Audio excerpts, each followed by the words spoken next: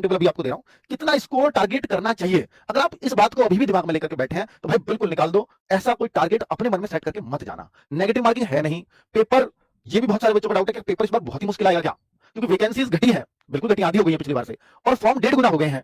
जहां 10 लाख फॉर्म थे वो 15 लाख हो गए हैं, और वैकेंसीज जो 9,500 थी वो 4,500 पे आ गई है, आधे से भी कम। तो भाई जाहिर सी बात है, कंपटीशन जब टफ होता है तो चांसेस हमेशा ये रहे हैं कि पेपर का लेवल थोड़ा सा टफ आता है।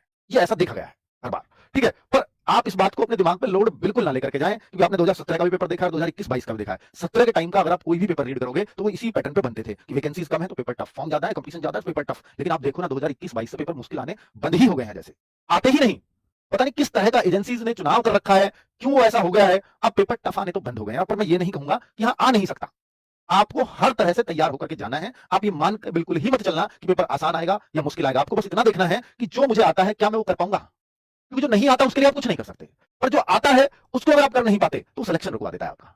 आती हुई चीज ना तो गलत होनी चाहिए ना छुटनी चाहिए, क्योंकि उसके लिए आपने मेहनत की है, वो डिजर्व करते हो आप, वो क्वेश्चन आपका सही हो। कई बार ऐसा लगता है हमें पढ़ा हुआ है फिर भी याद नहीं आ रहा, तो अच्छी बात है, यहाँ तुक्का मार के आइए ना।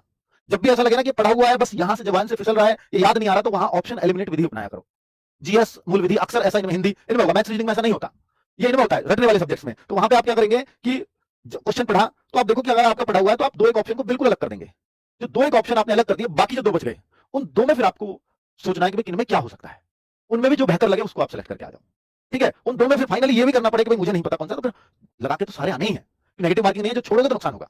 तो फिर तुक्का मार के आ जाना राम नाम पे, फिर तो करना ही पड़ेगा, और क्या करेंगे, ठीक है। चलो, और तुक्के कभी आंधियों मत मारा करो यार, तुक्के मारने हैं हमें मानता हूं, फिर भी थोड़ा दिमाग लगा के जरूर किया करो यार। मैं कम से कम ऑप्शन एलिमिनेट करने की सोचूं, इतना तो आपको भगवान ने बुद्धि दी है कि ये हो सकता है नहीं हो सकता, इतना तो सोचा करो।